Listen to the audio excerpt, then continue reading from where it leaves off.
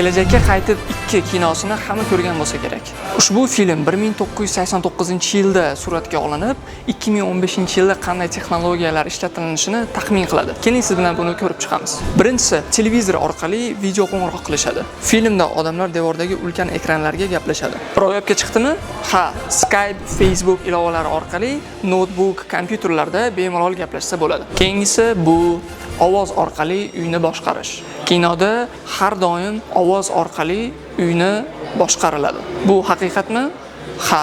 Hozirgi kunda Siri va Alisa aqlli kolonkalari mavjud. Uchinchisi, uchuvchi mashinalar. Filmda hamma mashinalar osmonda uchib yuradi va natijada havo tirband bo'ladi. Haqiqatmi? Afsuski yo'q. Hozirgi kunda biz yerda o'zida tirbandlikdamiz.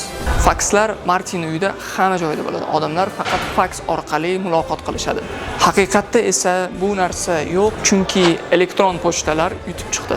Kino mobaynida yana qanaqa texnologiyalarga e'tibor bergansiz? Kommentariyada yozib qoldiring.